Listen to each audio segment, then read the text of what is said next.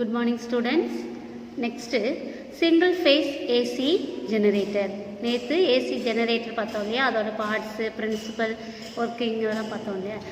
இப்போ single phase AC generator. The armature conductors are connected in series so as to form a single circuit which generates a single phase alternating EMF and hence it is called single phase alternators. So the single phase alternators the conductors armatures எல்லாம் அப்படியே series கனெக்ஷனில் ஒரு single சர்க்கியூட்டில் form ஆகி அதுதான் என்ன பண்ணும், single phase alternating இஎம்எஃப்பை generate பண்ணுது. So அதனால தான் இதுக்கு பேர் சிங்கிள் ஃபேஸ் ஆல்டர்னேட்டர்ஸ். இதில் ஒரு ஏசி ஜெனரேட்டர், ஒரு சிம்பிளிஃபைடு வெர்ஷன் ஆஃப் ஏசி ஜெனரேட்டரில் ஒரு single turn rectangular loop BQRS is mounted on the single turn rectangular loop. BQRS is mounted on a stator.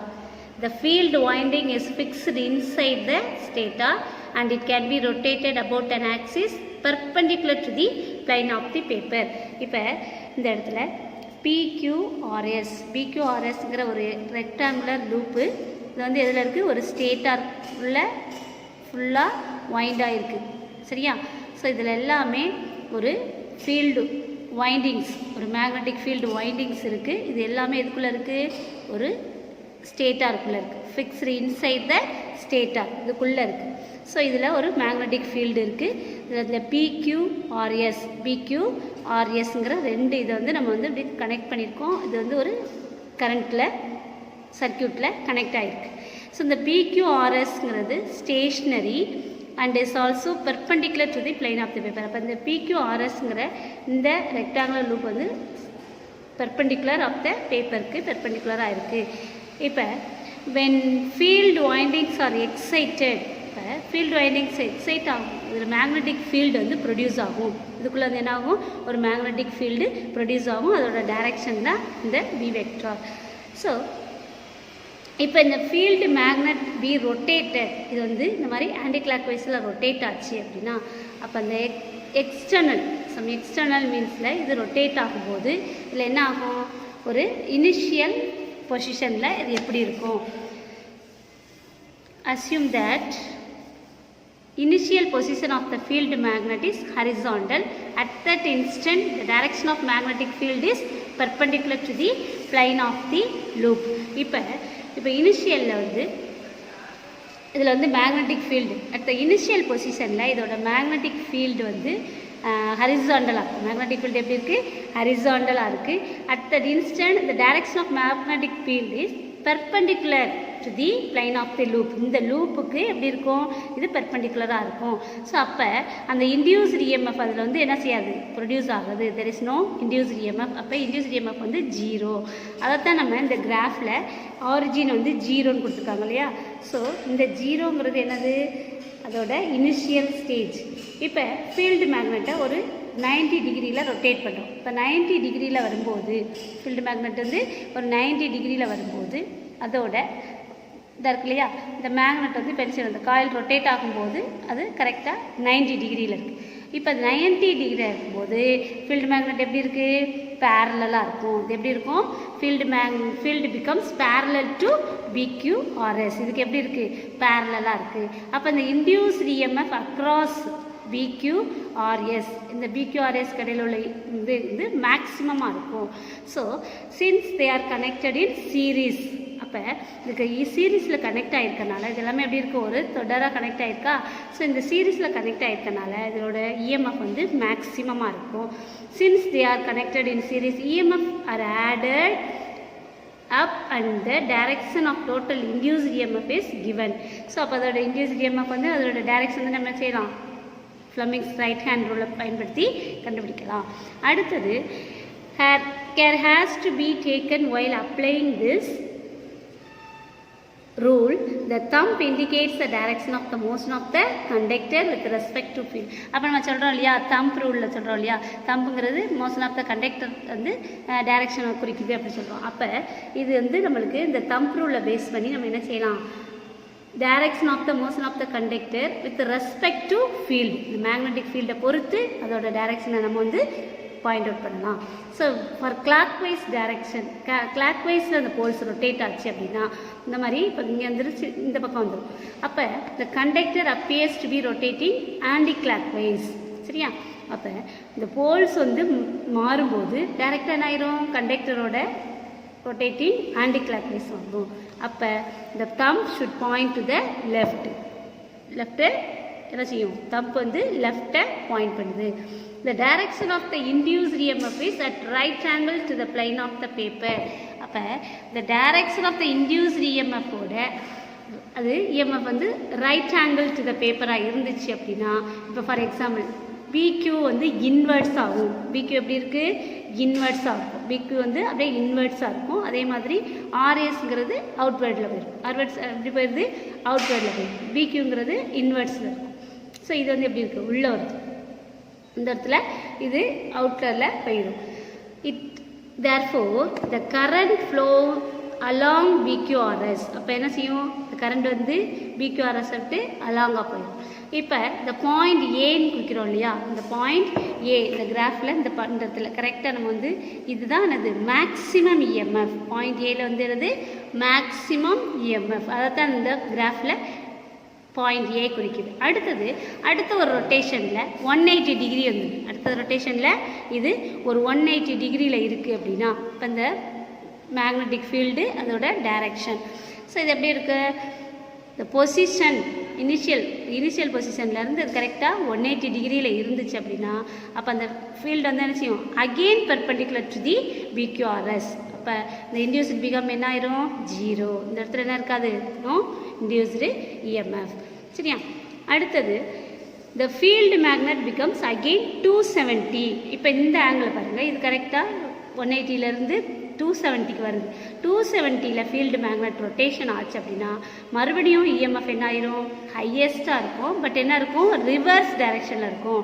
Highest தான் இந்த ஏ எப்படி இருந்துச்சோ அதே மாதிரி இந்த 270ல் வரும்போது அது ஹையஸ்ட்டாக தான் இருக்கும். ஆனால் எப்படி இருக்குது, ரிவர்ஸ் டைரெக்ஷனில் இருக்கும். The maximum induced EMF but the direction is reverse. Thus the current flows along. இப்போ current எந்த டைரெக்ஷனில் ஃப்ளோ ஆகும், S Q S or Q B இந்த டைரெக்ஷனில் கரண்ட் ஃப்ளோ ஆகும். S or Q B இந்த டைரெக்ஷனில் என்ன செய்யும், கரண்ட்டு ரிவர்ஸில் ஃப்ளோ ஆகும். அதைத்தான் நம்ம எப்படி ரெப்ரசன்ட் பண்ணியிருக்கோம் இந்த கிராஃபில், C. அப்போ இந்த டைரெக்ஷன் ஆஃப் கரண்ட் வந்து ரிவர்ஸ் ஆயிடும். அடுத்தது ஒன் கம்ப்ளீஷன் முடிஞ்சிருச்சு, 360 டிகிரியில் வந்துருச்சு அப்படின்னா இப்போ இந்த 360 டிகிரியில் மறுபடியும் என்ன ஆயிரும், there is no induced EMF. இந்த இடத்துலையும் இன்டியூஸ்டு EMF இருக்காது. அந்த ரெப்ரசன்ட் பண்ணுறதுக்கு தான் இந்த பாயிண்ட் D. சரியா? ஸோ இந்த கிராஃபில் இருந்து நம்மளுக்கு கிளியராக என்ன தெரியும், induced EMF PQRS is alternating in nature. அப்போ இந்த மேக்னெட்டிக் ஃபீல்டுக்குள்ளே உருவாகக்கூடிய அந்த இன்டியூஸ்டு EMF வந்து எப்படி இருக்கும், இந்த PQRS வந்து ஆல்டர்னேட்டிவாக மாறி மாறி வருது. எப்படி வருது, ஃபஸ்ட்டு வந்து ஒரு 90 வரைக்கும் என்ன செஞ்சோம், 180 வரைக்கும் அது பர்பெண்டிகுலராக இருந்துச்சு. அடுத்த இதில் 270 மாறும்போது அது என்ன ஆயிடுச்சு, டைரக்ஷன் ஆஃப் த கரண்ட் வந்து ரிவர்ஸ்ட் ஆயிடுச்சு. மறுபடியும் இனிஷியலில் எப்படி 0வாக இருந்துச்சோ அதே மாதிரி இந்த இடத்துல ஃபைனல்லையும் என்ன செய்கிறோம், இன்டியூஸ்டு EMF வந்து 0வாக இருக்கும். பட் என்ன இருக்குது, ரிவர்ஸில் இருக்குது. ஸோ இதில் இருந்து நம்ம இந்த கிராஃபில் இருந்து BQRS வந்து ஒரு alternative in nature. therefore when field magnet completes one rotation, induced EMF in PQRS finishes one cycle. அப்போ இதில் ஃபீல்டு மேக்னெட் வந்து ஒரு கம்ப்ளீட் ரொட்டேஷனை முடிக்கும் போது அதோட இன்டியூஸ்டு EMF என்ன ஆகுது, BQRSல ஃபினிஷ் ஆயிரும். அது ஒன் சைக்கிள். அதைத்தான் நம்ம இந்த கிராஃபில் பார்க்குறோம். ஸோ இது வந்து ஹையஸ்ட்டு மேக்ஸிமம் EMF. அதே மாதிரி இதுவும் கொஞ்சம் 270 டிகிரியில் ரிவர்ஸில் உள்ள ஹையஸ்ட்டு. ஸோ இதைத்தான் இந்த ஒவ்வொரு ஆங்கிள், இப்போ ஒமேகா T வந்து 0வாக இருக்கும்போது என்ன, 90 டிகிரியாக இருக்கும்போது என்ன, அடுத்து 180யாக இருக்கும்போது எப்படி இருக்கும். ஸோ அதோட ஒவ்வொரு ஆக்சிஸும் அதோட மேக்னெட்டிக் ஃபீல்டோட எப்படி இருக்குது கரண்ட்டு. இது 270, இது 360 degree. Polyphase AC generator. So some AC generators may have more than one coil in the armature core and each coil produces an alternating EMF. இப்போ நம்ம சொன்னோம் இல்லையா, ஃபஸ்ட்டு AC ஜெனரேட்டரில் சிங்கிள் ஃபேஸ் பார்த்தோம். அதில் வந்து ஒரே ஒரு ஆர்மேச்சூர் காயில், இதில் வந்து அந்த ஒன் காயில் இந்த ஆர்மேச்சர் கோர் வந்து ஒவ்வொரு காயிலுமே ஆல்டர்னேட்டிங் இஎம்எஃப் வந்து ப்ரொடியூஸ் பண்ணும். ஸோ அந்த மாதிரி மோர் தேன் ஒன் இருந்துச்சு அப்படின்னா, மோர் தேன் ஒன் காயில் இருந்துச்சு ஒரு ஆர்மேச்சர் கோரில் அப்படின்னா அதுக்கு பேர் தான் என்னது, பாலிஃபேஸ் ஏசி ஜெனரேட்டர். ஸோ இதில் வந்து மோர் தேன் ஒன் இஎம்எஃப் வந்து ப்ரொடியூஸ் ஆகும். அதனால் இந்த இதுக்கு பேர் என்னது, polyphase generators. So if there are two alternating EMF produced in a generator it is called two phase generator. இப்போ சப்போஸ் ஒரு ஜெனரேட்டரில் ரெண்டு இஎம்எஃப் ப்ரொடியூஸ் ஆச்சு, டூ ஆல்டர்னேட்டிங் இஎம்எஃப் ப்ரொடியூஸ் ஆச்சு, அதுக்கு பேர் டூ ஃபேஸ் ஜெனரேட்டர். சில ஜெனரேட்டர்ஸில் 3 செப்பரேட் காயில்ஸ் இருக்கும், ஒவ்வொரு இதுலேயுமே 3 செப்பரேட் இஎம்எஃப் வந்து ப்ரொடியூஸ் ஆகும். அந்த இதுக்கு பேர் 3 ஃபேஸ் ஏசி ஜெனரேட்டர்ஸ். ஸோ இதுதான் என்னது, டைப்ஸ் ஆஃப் ஜெனரேட்டர்ஸ். அடுத்தது 3 ஃபேஸ் ஏசி ஜெனரேட்டர் எப்படி இருக்கும், இது வந்து ஒரு simplified construction of 3 phase AC generator. The armature core has 6 slots. எப்படி இருக்கும், இதில் 6 slots இருக்குது. இந்த ஆர்மேச்சரில் 1 2 3 4 5 6 slots இருக்குது. இந்த 6 slotsல ஒவ்வொன்றுமே இன்னர் ரிம்மில் கட் ஆகிருக்கும். இந்த 6 ஸ்லாட்டுமே இன்னரில் எப்படி இருக்குது, கட் ஆகிருக்கும். இன்னர் ரிம்ஸில் கட் ஆகிருக்கு. Each slot is 60 degree away from one another. ஒன்றுக்கு இடையில 60 டிகிரி அவேயாக இருக்கும். Some 6 armature conductors are mounted these slots. ஒவ்வொரு ஸ்லாட்ஸ்லையும் ஒரு ஆர்மேச்சர் வந்து அதில் என்ன செஞ்சுருக்கும், அப்படியே மவுண்ட் ஆகிருக்கும். The conductors 1 and 4 are joined in series to form coil 1. அப்போ இந்த 1ம் 4ம் சீரீஸில் கனெக்ட் ஆகிருக்கும். இந்த 1ம் 4ம் எப்படி கனெக்ட் ஆகிருக்கும், சீரீஸில். ஸோ இது ரெண்டையும் ஜாயின் பண்ணியிருக்கோம். இது காயில் 1. அடுத்தது 3ம் 6ம் காயில் 2. இந்த 3ம் 6ம் கனெக்ட் ஆகிருக்கு இல்லையா, இது வந்து coil 2. while the conductors 5 and 2 form coil 3. இந்த 2ம் 5ம் ஜாயிண்ட் ஆகிருக்கும், இதுக்கு பேர் coil 3. So these coils are rectangular in shape and are 120 apart from one another. அப்போ இந்த ஒன்னொன்னையும் கனெக்ட் பண்ணதுக்கப்புறம், ஜாயின் பண்ணதுக்கப்புறம் பார்க்கும்போது என்ன இருக்கும், ஒவ்வொரு காயில்ஸும் பார்க்குறதுக்கு ஒரு ரெக்டாங்குலர் ஷேப்பில் இருக்கும். அது ஒவ்வொன்றும் 120 அப்பார்ட்டாக இருக்கும். The initial position of the field magnet எப்படி இருக்கும் அப்படின்னா, horizontal and field direction is perpendicular to the plane of the coil. முதல்ல வந்து ஹரிசாண்டலாகவும் அந்த ஃபீல்டுக்கு வந்து பெர்பெண்டிகுலர் ஆஃப் த மேக்னெட்டுக்கு இருக்கும், காயிலுக்கு பெர்பெண்டிகுலர் ஆஃப் த காயில். சரியா, 1க்கு பெர்பெண்டிகுலராக இருக்கும். as it is seen in single AC generator when field magnet is rotated from that position in clockwise direction. அப்போ ஃபஸ்ட்டு காயில் 1லேருந்து ஒரு சிங்கிள் ஃபேஸாக இருந்துச்சு அப்படின்னா அது என்ன செய்யும், அந்த ஃபீல்டு மேக்னெட்டு அதோட பொசிஷன்லேருந்து கிளாக்வைஸ் டைரக்ஷனில் ரொட்டேட் ஆகும். அப்போ ஒரு ஆல்டர்னேட்டிங் இஎம்எஃப் 1 வந்து ப்ரொடியூஸ் ஆகும், காயில் 1ல் ஸ்டார்ட் ஆகும். அப்போ அந்த சைக்கிள் வந்து ஆரிஜின் எதுலேருந்து தொடங்கும், 0லேருந்து ஸ்டார்ட் ஆகும். அப்போ அந்த கரஸ்பாண்டிங் சைக்கிள் ஃபார் ஆல்டர்னேட்டிங்